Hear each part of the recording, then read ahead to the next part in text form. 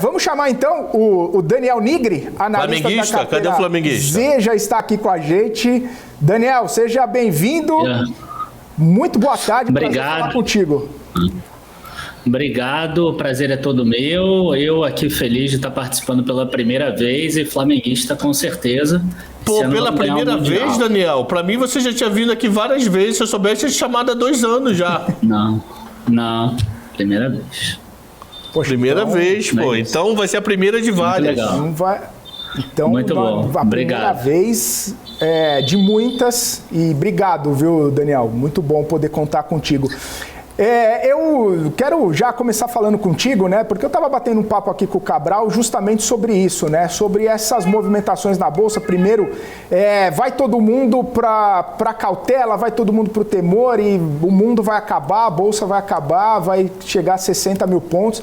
E aí, de uma hora para outra, a Brasília fica um pouco mais tranquila, um pouco mais quieta, os negócios voltam a ser feitos e a gente consegue o segundo pregão praticamente consecutivo aí em alta.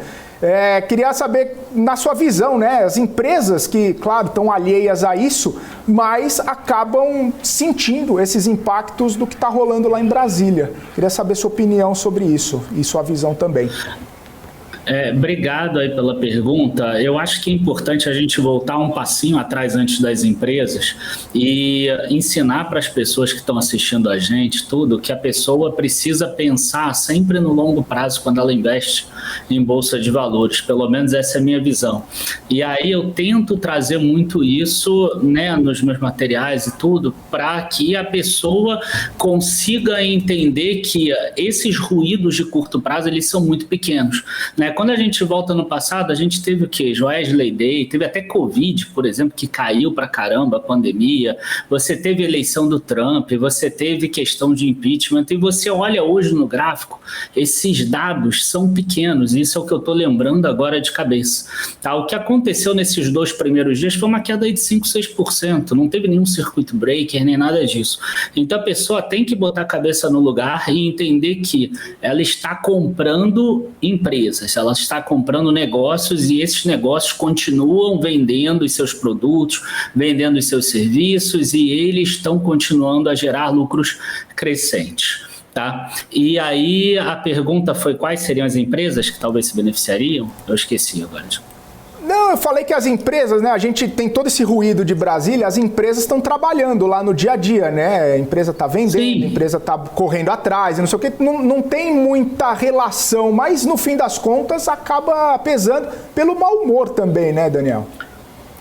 Então, aí o investidor que é mais atento, ele vai aproveitar essas operações que tiveram queda forte no preço das ações e ele vai talvez aproveitar para fazer uma super aposentadoria para ele. Hoje eu consigo calcular que algumas empresas, inclusive com risco pequeno de uma canetada de governo, de um problema de recessão ou de qualquer coisa, que poderiam gerar mais do que inflação mais 10%, por exemplo. Né? Então, essa situação é que eu acho que o investidor deveria pensar. Agora, essa inflação mais 10% vai subir em linha reta? Não vai subir em linha reta. Tá? Ela vai ter suas volatilidades. Talvez em algum momento, se o governo tiver alguma questão pior aí em termos de uma notícia ou uma política econômica que seja um pouco contrária ao governo, talvez suba para a inflação mais 11, mais 12, mais 13, enfim. Mas a gente sabe que são negócios que às vezes até são muito resilientes, inclusive a crise, já passaram por diversas crises no passado. Eu sempre lembro para as pessoas, tem muita empresa na Bolsa que tem mais de 70 anos, 80 anos, 100 anos. Imagina a quantidade de crise que essas empresas passaram. Você acha que tem algum setor que pode se beneficiar com Lula, como muita gente defendia o setor de educação? Boa, o setor de educação eu até achava também, mas não com muita força, tá? Eu acho que num primeiro momento, o que o Lula ele prefere? Ele prefere tentar trazer um ambiente com mais tentativa de criação de emprego, tá? Porque isso é importante para a base dele. E aí, essa criação de emprego eu vejo muito mais na construção civil do que na educação, por exemplo. Então, eu vejo com muito mais bons olhos empresas, por exemplo, do Casa Verde e Amarela e empresas de construção. Por outro lado, a gente sabe que o juro mais elevado complica um pouco mais para essas empresas, né? Então, você tem sempre esse trade-off, né? Se fosse só a política pública, provavelmente essas empresas já tinham disparado. Agora, o mercado segura elas um pouco por causa da questão dos juros. Mesmo assim, eu acredito que pode ser um setor aí interessante, ainda mais se você pegar as principais empresas aí do setor. A gente vê algumas que estão andando até bem. Eu olharia um pouquinho isso, mas não colocaria, claro, nunca, né, todas as fichas em um setor só. É importante ter aquela parcelinha de dinheiro no exterior, aquela parcelinha de dinheiro na renda fixa e evitar grande concentração também em qualquer setor que seja. É interessante, Cabral, deixa eu só complementar isso aí que o Daniel falou, porque hoje mesmo o ministro das Cidades, né, o Jader Filho, ele falou que pretende retomar 5 mil obras de programa habitacional imediatamente. Falou, são 83 mil unidades paralisadas que precisam ser retomadas imediatamente. Isso aí é um prato cheio para construtoras, né? Para principalmente baixa renda, né, que tem bastante penetração nesse ambiente. Sim, seria para as construtoras Minha Casa Minha Vida, e talvez eu até iria mais além, talvez empresas de infraestrutura também, né, uma Mills, talvez uma Priner, empresas que trabalham também com essa parte, porque é muito provável que a gente tenha aumento de gastos públicos e o governo deve ser ineficiente, né, como a maioria dos governos são. E aí pode ser que essas empresas acabem capturando esses valores. Eu também não deixaria de ter uma parte em commodities. Commodities costuma ser sempre um winner, né, aqui no Brasil. Ao longo do tempo, a gente vê que quando a gente pega o índice setorial, o IMAT, né, que é o índice de materiais básicos, ele normalmente consegue andar melhor do que os outros no longo prazo. Então, por mais que você pegue um ou outro momento ruim das commodities, elas no longo prazo elas acabam entregando bem. Então, também não deixaria isso, porque se porventura o Brasil degringolar aí para um lado negativo, que eu até não acredito que isso vai acontecer, tá? Mas se isso acontecer, a parte de commodities acaba protegendo a carteira de certa forma, porque num cenário desse, dólar sobe, inflação sobe, e aqui você consegue segurar bem. Uma pergunta, você acredita que ele possa mexer nos juros da Caixa para complementar perfeitamente essa parte de construção civil?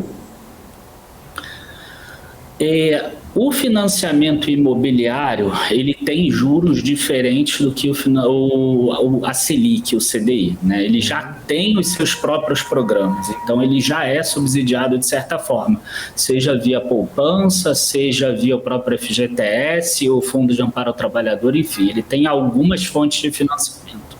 Então, eu não vejo necessidade de trazer um subsídio adicional. Talvez ali naquele Minha Casa Minha Vida faixa 1, que as empresas até desistiram de fazer, em que a pessoa pagava muito pouco e era muito subsídio, talvez ali nesse faixa 1, mas eu não vejo algo muito grande em torno disso, até porque se a gente olhar financiamento imobiliário, a gente não está a 3,75. Se alguém hoje quiser comprar um imóvel do Minha Casa Minha Vida e entrar nos sites aí para ver o financiamento, com certeza é um valor menor do que esse 13,75 atual. O Marcos está falando que continua 8% da Caixa Econômica para financiamento imobiliário, né? Então, como você bem disse, né, Daniel, bem abaixo da Selic, né? Exato. Ô Daniel, ainda um pouquinho nesse setor aí, você comentou de empresas complementares, digamos assim, a construção, Priner, Mills. Você acha que elas podem desempenhar melhor do que as próprias construtoras? E aí eu lembro de Dexco também, né, que é de revestimentos, acabamentos e tudo mais. Ou ela não entra muito nessa faixa aí que a gente vê dessas construções que ficaram paradas aí do Minha Casa Minha Vida?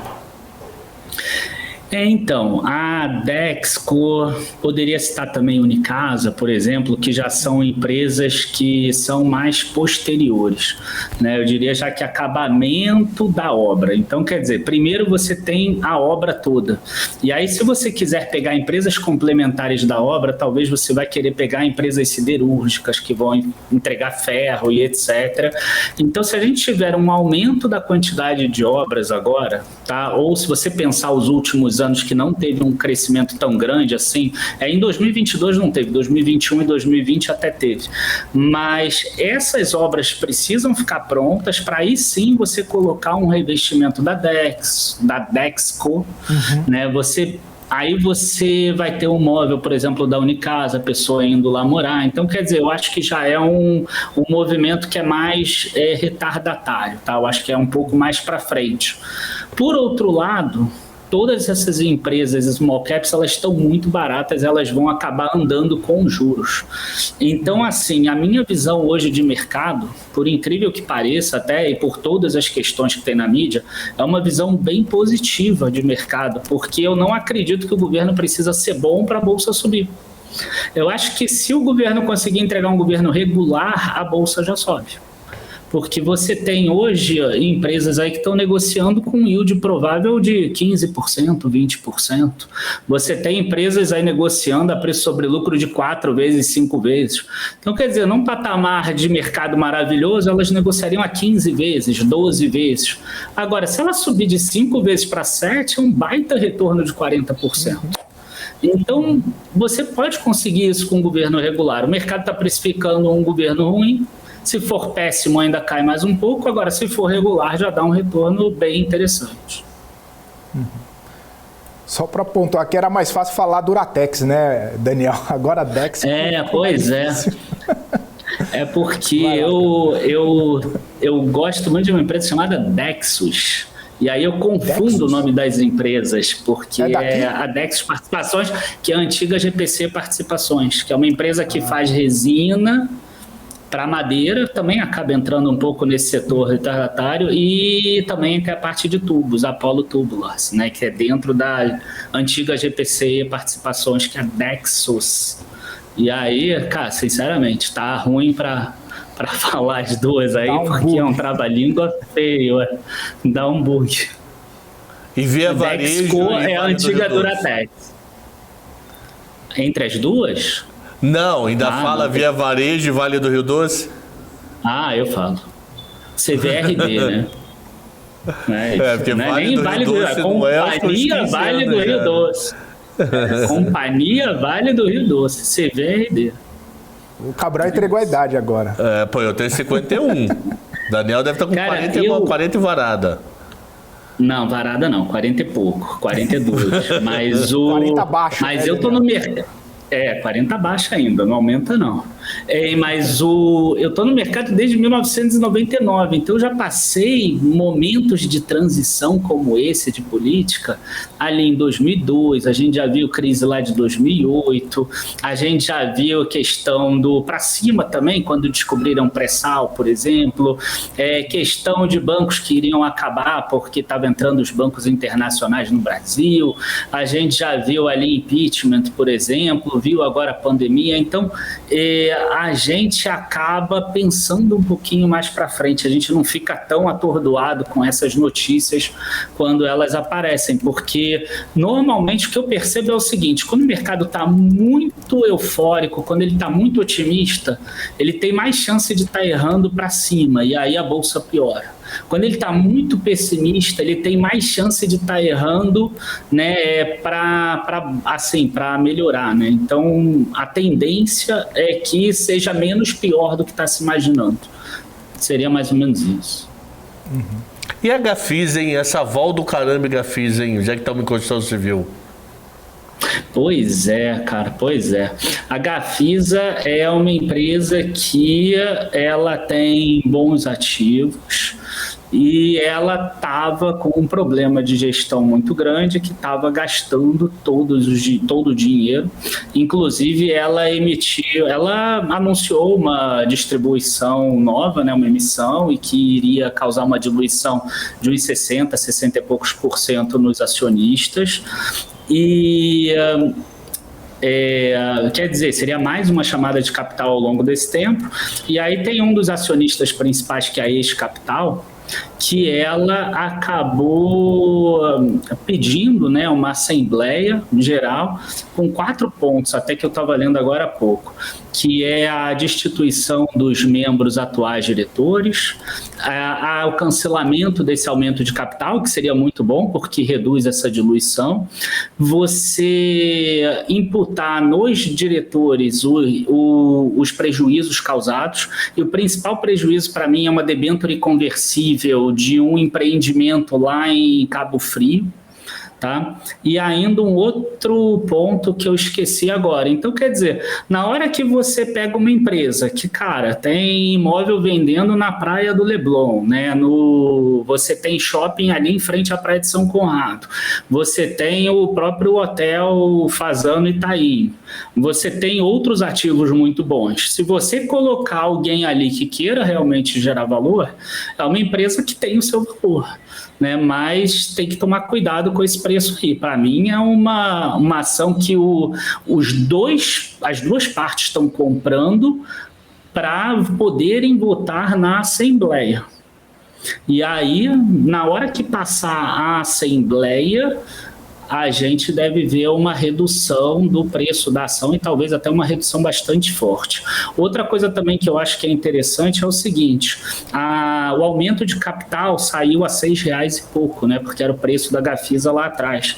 E essa diluição aí que ia ter e que a Ex-Capital quer vetar, eu acho que dificilmente hoje em dia um minoritário vai votar a favor disso, porque se o cara subscreveu lá a R$6,10, com a ação hoje a R$26, é um prato cheio, né? Para ele comprar a ação agora a R$6,10 e vender no mercado, mesmo que caia, venda a 19, 18, por exemplo, é um super lucro para esse minoritário. Então acho que tem um pouquinho disso também. Tem gente querendo puxar também o preço para cima para que ganhe um pouco desses votos dos minoritários nessa Assembleia. Vai ser uma Assembleia bem conturbada. O que eu acredito que vai acontecer para o futuro é que a Gafisa vai aumentar muito a questão de passivos judiciais dela, porque com certeza toda essa discussão vai acabar gerando muita questão na justiça que ainda vai ficar por muito tempo ali no balanço da Gafisa. Esse é o ponto que a gente vai precisar tomar cuidado. Ô Daniel, interessante que numa época que a gente fala bastante de ESG, né, a governança ela acaba, né, estando também no foco. Isso aí pode trazer consequências ruins, principalmente em caso de Gafisa, né, toda essa disputa, queda de braço, majoritário, minoritário. A empresa pode ser manchada nesse processo todo aí e acabar tendo problemas mais para frente? É assim, quando você tem uma governança ruim, os meios legais para você tirar o diretor que já está lá é exatamente a partir da Assembleia e você mostrar o que ele está fazendo de errado. Então não tem jeito, é aquele primeiro ponto que você tem que mostrar, não tem jeito, né? Quando, sei lá, Dilma era presidente do Brasil e fizeram o impeachment dela, precisaram mostrar as coisas que ela estava fazendo de errado para conseguir fazer o impeachment da Dilma.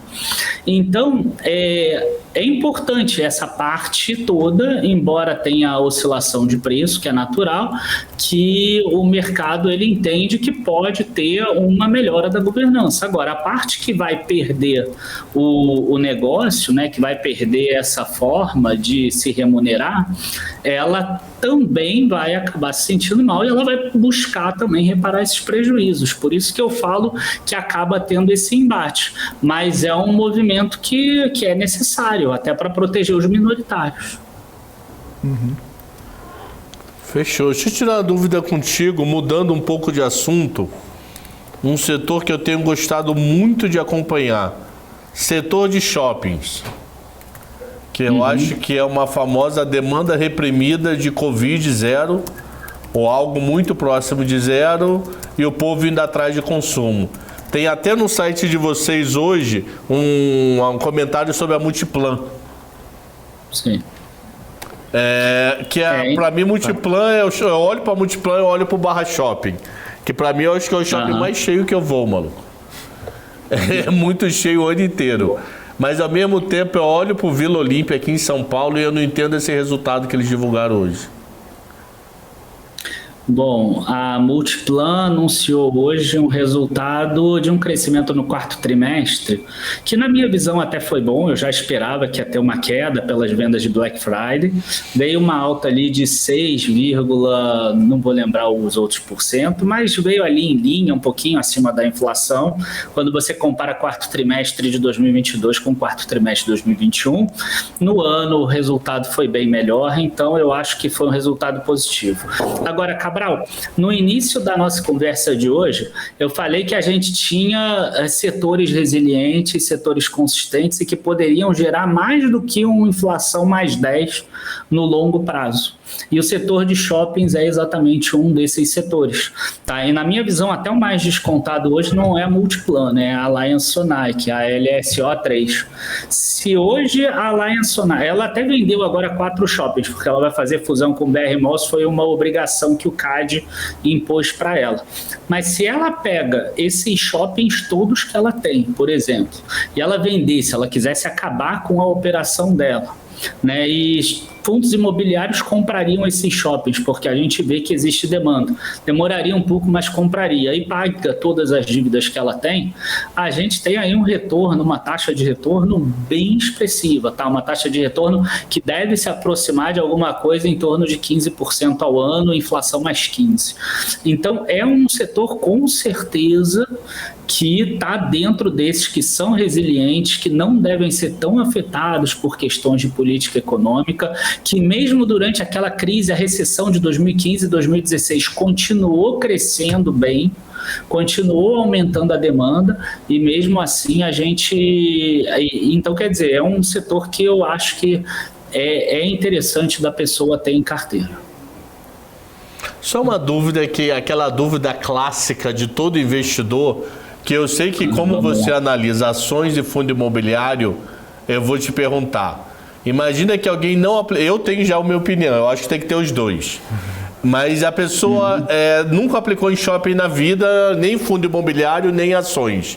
O que faria ele escolher fundo imobiliário? O que faria ele escolher diretamente a ação quando quer surfar a onda de shoppings? Tá. Primeira coisa que eu acho que é importante é o seguinte, é o cara tirar da cabeça que investimento em ações ou em fundos imobiliários ou qualquer renda variável é surfar uma onda. Na hora que você surfa uma onda, você acaba focando no errado, que é o curto prazo. Ou seja, se a ação cair 10% ou o fundo imobiliário cair 10%, provavelmente tu vai vender no prejuízo e vai assumir essa perda. Então, pensando mais longo prazo, eu acho que todo investimento que você tem que ter um objetivo. Então, se o meu objetivo é ter renda, por exemplo, daqui a 2, 3 anos, cara, não faz sentido você comprar uma Multiplan, uma Alliance Sonai, porque a condição do Brasil pode piorar ao longo desse tempo. Então, quer dizer, se você quiser investir em setor de shoppings, faria muito mais sentido você investir via fundos imobiliários, porque na pior das hipóteses, você vai ter aquela renda entrando todo mês. Então, o teu objetivo não deve ser sacar todo o patrimônio, né? Deve ser você usar a renda. Então, essa renda acontece. Ela vai sendo gerada ali dentro daquele shopping que está dentro do fundo imobiliário. Agora, você quer surfar uma onda não, mas você quer investir em uma empresa para ficar com ela por 15, 20 anos. Qual que deve ter maior crescimento? Aí, com certeza, vão ser as ações, até pelo desconto que elas têm. É só vocês olharem em relação ao valor patrimonial delas. E aí você vai conseguir caminhar muito melhor com as ações. Então, se o teu objetivo é um objetivo de mais longo prazo, eu não teria dúvida de investir em ações. Se o teu objetivo for de curto prazo, eu não teria dúvida de ir via FIIs de shoppings. Na maioria das vezes, as pessoas têm objetivos de curto prazo e de longo prazo, logo acaba investindo nos dois. Tá? Então, para aqueles objetivos de longo prazo, vai via ações. Para aqueles objetivos de mais curto prazo, via fundos imobiliários, se só tivesse essas duas opções, né? Shoppings. Não, sim. Uma dica de hoje que eu vou te dar agora, que eu tenho filha. Eu tenho filhas com 10 anos que já estão aplicando. Elas começaram via fundo imobiliário. Por quê? Porque menos emoção, ela não vai conseguir entender que a ação estava 30 e um mês depois pode estar 20. Como é que eu perdi R$10, pai? É menos, assim, um fundo imobiliário é menos assim, volátil a cota, e além de cair o dinheiro todo mês, que eu mostro para ela, viu, ó, deu lucro, tá caindo o dinheiro. Aí daqui a alguns anos elas aprendem a ver EBITDA, aí a gente decide se vai ser ações ou fundo imobiliário, mas elas aplicam e se amarram. Bom, a minha filha de 14, ela investe via ações. Inclusive ela tem 14, eu não tenho. Mas só que o que eu combinei, ela começou ali com 11 mais ou menos, mas o que a gente combinou é que ela olha uma vez por ano. Aí uma vez por ano pega os dividendos que entraram, aí reinveste. O delas por enquanto não olha, então não entra R$2, R$5 por mês. Então, mas só que aí esse R$2, R$5 tu não consegue reinvestir, aí você perde um pouco de tempo no fundo imobiliário. Entendeu? Não, então aí eu preferi ações, mas assim, não olha. Aí o que faz? Elas ganharam o dinheiro de Natal do avô e da avó. Aí eu complemento com o dinheiro. Então imagina chutar um exemplo, que o dividendo foi R$1 e o fundo imobiliário custa 8, só para chutar um exemplo. Aí pega R$7 com e compra mais uma cota. Elas começaram a receber mesada até um mês. Com 14 anos elas não vão fazer isso. Elas vão preferir gastar. Não, tem um acordo. A mesada lá, metade é investimento, a metade é gastar. Se for para gastar que dobrar tudo, a mesada. Não, R$80. Elas têm 10 anos. 80, tem uma que vai ter que fazer todos os cursos de psicologia para não gastar. Porque ela quer gastar em tudo. Tô fazendo o racional do furo do teto de gastos. É estupidez. já mostra aquele vídeo lá, não como marshmallow pra ela, Cabral. Que daí ela já vai perceber. Não, pô, tem uma que é mega regrada, que ela adora receber juros, ela adora aplicar, ver o dinheiro dela crescer, ela se amarra. Já outra, maluco, é vida louca. É vida aqui louca gasta, total. Aqui gasta, tu tem que tentar jogar pra ela empreendedorismo. Porque provavelmente ela vai ter uma veia mais forte de tentar criar um negócio dela. Vai por mim. Eu também tenho a mesma situação, uma de 14 e uma de 13. Tem uma que é mais empreendedora, outra que é mais assim, que eu gosto também. Vai por mim. Você tem que botar mais empreendedorismo, ela vai querer. Entendeu? Fazer brigadeiro na escola, fazer alguma coisa nesse sentido. A que gasta mais, ela falou que quando crescer vai dar banho em cachorro. Então abriu uma linha de pet shop, comprar pets aí e arrebentar de ganhar dinheiro. Mas você vê que ela já pensa nisso. Ela gosta de gastar, então ela já pensa como ela vai ganhar. Já é uma mente mais ativa, mais voltada para o empreendedorismo. Entendeu? Muito bacana. Fechou. Daniel, tem pergunta aqui no nosso chat para você, aproveitando que estamos aqui contigo. O Marcelo pergunta o que você acha das elétricas, principalmente aí em razão do alongamento da inflação. O que você pode falar aí desse setor? O que você acha? Bom, elétricas, mantendo todo o resto constante, para mim é um ótimo negócio. Você pegar, por exemplo, uma empresa igual a Taesa. Taesa, mesmo com a dívida aumentando aí, ela tem uma RAP que vai reajustando IPCA. A linha de transmissão mais nova dela vence em 2030. Então dá para a gente pensar que ela tem uma RAP que vai render aí pelo menos inflação até 2030.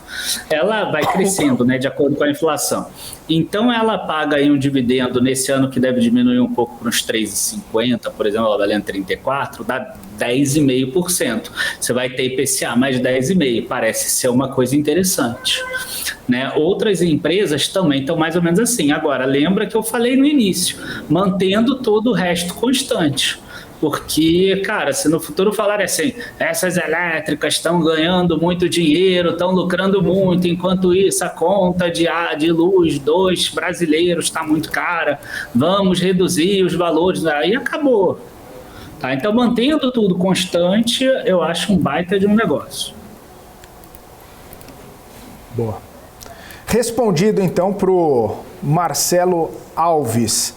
Cabral, você tem mais perguntas? Eu tenho uma pergunta clássica. Eu focaria em transmissoras nas elétricas, tá? Nesse momento. Ou distribuidora. Dá um exemplo de transmissora, para o pessoal ter noção. Falei já, Taesa. Taesa, tá. Fechou. Isso. E distribuidora tomando um pouco de risco Neoenergia. Por causa do endividamento, o juro tá alto. Mas eu acho que não tem como não ter um PL de 3,5, 4, enfim, acho que não tem como você deixar passar. Num negócio que é muito consistente, que não tem questão de demanda, que vai crescer o valor da tarifa, enfim, eu acho que não tem como. Tá, uma outra pergunta, qual é a dica de hoje? Taesa? A dica de hoje em relação à empresa, para esse ano, eu tenho tomado um pouquinho mais de cuidado em falar small caps, empresas que tenham muito potencial. Então, provavelmente, as que eu vou falar não são aquelas que vão ser as top de retorno da Bolsa, mas pelo menos elas vão andar direitinho. Se o cenário ficar ruim, elas não vão cair tanto. Se elas subirem, se o mercado for bom, elas pelo menos vão subir legal. Tá? Então, eu gosto de Taesa e de Porto Seguro. Né? Agora é Porto só. Essas duas eu gosto. Mas a principal dica é você ter disciplina, aportar todos os meses e saber que o teu patrimônio ele não é formado no primeiro ano, ele é formado ao longo da tua vida inteira. Essa é a principal dica, e aí não é dica de hoje, é dica de sempre. Valeu? Dica da vida. Fechou. Da vida, é isso. Porque, cara, tu vai comprar ação em momentos bons e você vai comprar ações em momentos ruins, né? Se você pensar em 30 anos você no mercado de ações, você vai viver momentos bons e momentos ruins. Você não vai viver 30 anos de momentos bons. Tá? E, inclusive, você ganha mais dinheiro no momento ruim. Porque é muito melhor tu comprar, né? Porra, imagina, um Banco do Brasil hoje, que tá né? O pessoal fala que tá na lama. Tá pagando 13% de dividendo. Quanto pagava lá em 2019, que todo mundo falava que ele ia ser privatizado? Pagava 4, 5. O que é melhor? Tu comprar 13% de dividendo ou 4, 5% de dividendo? A chance de aumentar para 15, 16, 18% de dividendos ou a chance de melhorar de 5 para 3% o dividendo? Enfim, então eu gosto muito do cenário atual para me expor ao mercado de ações. Eu gosto bastante. Boa. Daniel, quero agradecer você. Você tem a última? Eu tenho aqui, na verdade, um recado que pediram para mandar para ele. Diga lá. Falaram o seguinte, que gostaram muito de comer um rodízio de pizza com você na virada do ano vendo o show da Isa. Falou assim que foi muito legal, fala isso lá pro Daniel. Eu falei, vou repetir aqui. Legal. Então, a pessoa tá te mandando um abraço, que ele comeu contigo, rodízio de pizza, na virada do ano, vendo juntos o show da Isa em Copacabana. Obrigado. Você tem ideia que ele está te mandando esse abraço? Cara, a grande questão é que, assim, eu fui botando no Instagram o show, porque eu, igual o Zatara, eu moro em frente à praia também.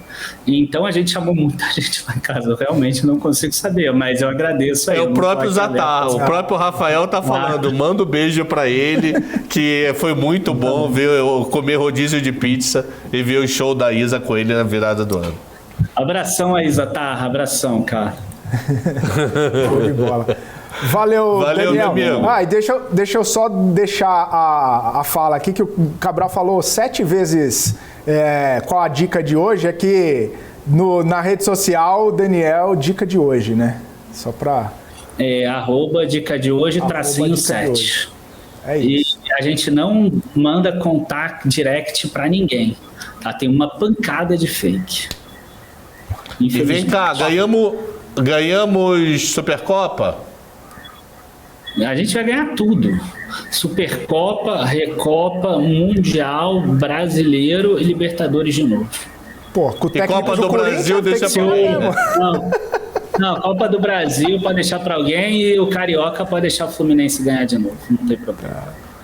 Carioca, deixa os Zatária vascaíno, né? Deixa ele ganhar o Carioca, deixa, não vai ganhar nada, deixa né? ele ganhar. Não ganha há 10 anos, sei lá quanto, se bobear até mais que isso. Valeu, meu amigo. Valeu, Aí, Daniel. valeu, Abraço. E obrigado, hein? Volte mais vezes. Valeu. Muito bom esse papo aqui. Bom, Valeu. só vocês me chamarem. A gente tá aí. Vamos chamar sim, com certeza. É isso aí. Obrigado, Batemos esse pessoal. papo aqui com o Daniel Nigri, da Carteira Z.